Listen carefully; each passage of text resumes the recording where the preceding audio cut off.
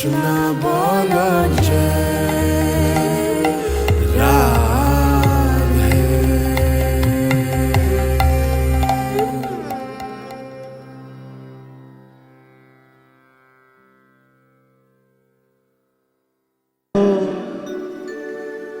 तो आइए, हरि नाम संकीर्तन करने के पश्चात, राधा नाम संकीर्तन करने के पश्चात हम पुनः श्रीमद् भागवत की कथा में प्रवेश करते हैं।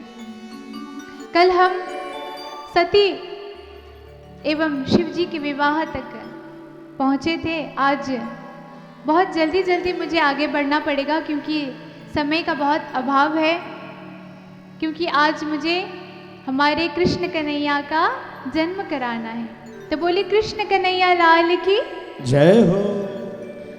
आज यह जो स्थल है, यह जो मिलन मोड़ है, यह जो महेशमारी है, यह वृंदावन होने वाला है। वृंदावन बिहारी लाल यहाँ पर प्रकट होने वाले हैं। इसीलिए सभी श्रोताविंद सावधानतया शृण्वन्तु श्रीमद् भागवतम कथा अहम करोमि। तो तत्पश्चात एक भक्त का चरित्र यहाँ पर आता है, ध्रुव चरित्र। आप सब ध्रुव जी को तो जानते ही होंगे। स्वयंभु मनु एवं शतरूपा के ये पुत्र है, प्रथम पुत्र। तो प्रथम पुत्र उत्तानपाद के दो पत्नी थी, सुनीति और सुरुचि। क्या क्या था? सुनीति और सुरुचि। अब नाम से ही हमको विदित होता है सुनीति, नीति अर्थात जो नियम से चले, रीति रिवाज से चले, शास्त्रों के हिसाब से चले, उसको सुनीति कहते हैं। और सुरुचि किसको कहते हैं? रुचि। रुचि का अर्थ होता है अपने हिसाब से, मनमानी ढंग से, जो मन करे वही करना। आजकल सभी करते हैं ना, अपनी ही मस्ती में जो झूमते रहते हैं, जो मैं कहूँगा अथवा कहूँगी वही सत्य है। राधे राधे बोल दीजिए ना। ऐसा नहीं है। देखिए यहाँ पर कितना अच्छा प्रसंग है ध्रुव, भक्त ध्रुव की। तो उत्तानपाद की दो पत्नी सुनीति एवं सुरुचि, उसकी सुनीति का पुत्र हुए ध्रुव, सुरुचि के पुत्र हुए उत्तम। तो उत्तम का क्या गति हुआ और ध्रुव अथवा ध्रुव ये जो भक्त है उनका क्या गति हुआ, इसके विषय में हम अभी सुनेंगे, श्रवण करेंगे। तो एक बात क्या होता है, राधे राधे बोल दीजिए ना।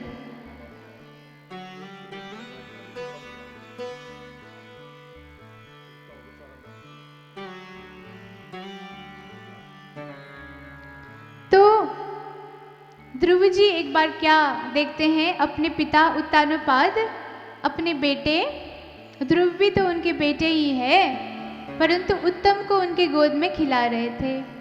बड़े लाल, एकदम लाड प्यार से उनको प्यार कर रहे थे गोदी में रख करके। उत्तम को, किसको? उत्तम को। सभी ध्यान पूर्वक सुनिएगा, ये जानने वाला विषय है। आप लोग यहाँ पर जानने के लिए आए हैं, है ना?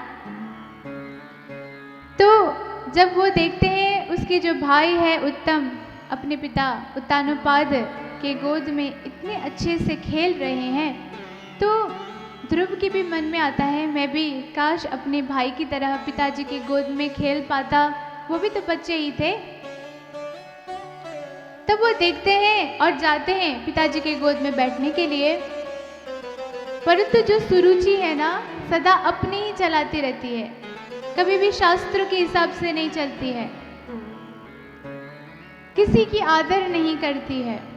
ऐसी स्त्री से हमको दूर रहना चाहिए, अथवा हमारा जो स्वभाव है इस प्रकार की स्त्री की तरह नहीं बनाना चाहिए, हमको सुनीति की तरह होना चाहिए। भक्तवृंद, विशेष करके मैं कहती हूँ जितनी भी नारी है, नीति के हिसाब से चलिए। शास्त्रों में क्या कहा गया है, क्या बताया गया है, उस हिसाब से अपने जीवन को ढालिए। उस हिसाब से आप आगे बढ़िए। इसी प्रकार की जो स्वभाव वाली सुनीति, उनके पुत्र जब विलाप करते हुए आते हैं, कहते हैं माँ, सुनीति को आकर के ध्रुव जी कहते हैं माँ, मेरी छोटी माँ जो सुरुचि है, उन्होंने मुझे बहुत डांटा, बहुत अपशब्द कहा। उन्होंने कहा यदि तुमको पिताजी के गोद में बैठना होगा तो मेरे ही कोख से जन्म लेना होता। तुम क्यों मेरे कोख से जन्म नहीं लिए, तो तुम नहीं बैठ पाओगे। देखिए बोलते हैं ना, सौतेली आमा अथवा छोटी माँ सदा दुर्व्यवहार करती है, ऐसा नहीं करना चाहिए। तो यही सिखाने के लिए ये कथा है, यही सब हमको सीख मिले, इसीलिए ये श्रीमद् भागवत कथा का आयोजन किया जाता है। तो ध्रुव जी जब रोते हुए सुनीति के पास जाते हैं, तो ऐसी माता तो शायद ही कहीं होंगी। वो बोलती है, देखो बेटा, ये संसार कुछ भी नहीं है, ये संसार के मोह माया में तुम मत फंसना। किसने क्या कहा, किसने क्या पहना है, कौन किसको कैसे देख रहा है, इस प्रकार की तुम कभी भी सोच मत रखना बेटा। हमारा अंतिम लक्ष्य है भगवान की प्राप्ति, भगवान का धाम प्राप्त करना हमारा अंतिम लक्ष्य है। इसीलिए एकांत में यदि तुम रहोगे तभी तुम परमात्मा को मिल सकोगे। बोलिए राधे राधे। परमात्मा को यदि मिलना है तो एकांतवास अति आवश्यक है भक्तवृंद।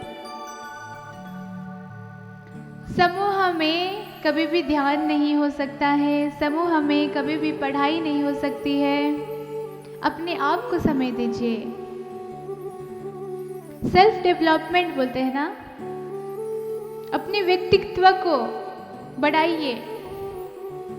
किस प्रकार से हम अपनी पर्सनालिटी डेवलप कर सकते हैं, उस हिसाब से आप आगे बढ़िए भक्तवृंद। किसी ने क्या किया, उसने इस प्रकार की तरक्की की, या ऐसे अदम गति पे जा रहा है, इस प्रकार की दृष्टि कभी भी, इस प्रकार का सोच कभी भी मन में मत लाइएगा। सदा सदा अपने ही बारे में सोचिए, अपने कल्याण के विषय में सोचिए। इसका मतलब ये नहीं कि आप दूसरों को गलत सोचिए, ऐसा नहीं। किसी को बुरा नहीं करना है और अपने आप को परमात्मा से जोड़ना है। बोलिए राधे राधे। तो इसी प्रकार से सुनीति ध्रुव जी को कहती है, देखो बेटा, एकांत में जाओ और भगवान को प्राप्त करो। मैं तुमको ये नहीं कहूँगी कि तुम वृद्ध अवस्था में मेरी सेवा करो। आजकल सभी माता पिता इसीलिए बच्चों को बढ़ा रहे हैं ताकि वृद्ध अवस्था में उनकी सेवा कर सके। ऐसा नहीं है। परम कर्तव्य है हमारा भगवान के चरण में जाकर के उनकी उपासना करना। तो इस प्रकार से वह जंगल की ओर जाते हैं। छोटे से बालक ध्रुव जी, माता ने तो भेज दिया, जाओ तुम जंगल में सन्यासी बन जाओ। तो वो जा रहे थे, मार्ग में जाते जाते वो किसको मिलते हैं? नारायण नारायण कह करके नारद महर्षि को वो मिलती है। नारद महर्षि वहां से आते हुए दिखते हैं और देखते हैं, अरे बड़ा दिव्य बालक है, कितना सुंदर बालक है, ये कहाँ जा रहा है। इस प्रकार से नारद मुनि मन ही मन सोचते हैं। तो जाकर के पूछते हैं, तुम कौन हो, कहाँ से आए हो? तो वो कहते हैं कि मैं जा रहा हूँ जंगल में तपस्या करने के लिए। तो उनको बोलते हैं, बेटा देखो, तुम बहुत छोटे हो, ये जो जंगल है ना, उसमें तो बाघ, भालू, चीता, सर्प, बहुत सारे ऐसे विभिन्न जंतु होंगे जो तुमको खा जाएंगे, मत जाओ तुम। समझाते हैं नारद महर्षि ध्रुव प्रहलाद अथवा ध्रुव जी को। ध्रुव बोलते ही प्रहलाद मुख में आ जाता है, क्योंकि दोनों ही भक्त थे। कल ही हम प्रहलाद के विषय में सुन चुके हैं, आज हम ध्रुव की भक्ति के विषय में हम सुन रहे हैं। तो वो बोलते हैं देखो ठीक है तुम जाना, पर तुमको पता है किस प्रकार से भगवान की स्तुति करनी चाहिए? तो उसने कहा नहीं। माता ने बोला है एकांत में जाओ, तभी जाकर के भगवान की प्राप्ति होगी, इसीलिए मैं एकांत में जा रहा हूँ।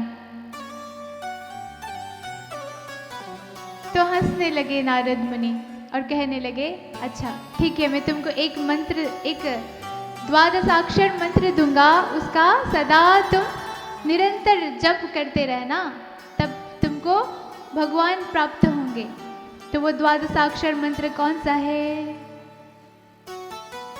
ओम नमो भगवते वासुदेवाय, ओम नमो भगवते वासुदेवाय, ओम नमो भगवते वासुदेवाय, ओम नमो भगवते वासुदेवाय, ओम नमो भगवते वासुदेवाय, ओम नमो भगवते वासुदेवाय, वासुदेवाय हरि वासुदेवाय, वासुदेवाय हरि वासुदेवाय, वासुदेवाय हरि वासुदेवाय, वासुदेवाय हरि वासुदेवाय, ओम नमो भगवते वासुदेवाय, ओम नमो भगवते वासुदेवाय, ओम नमो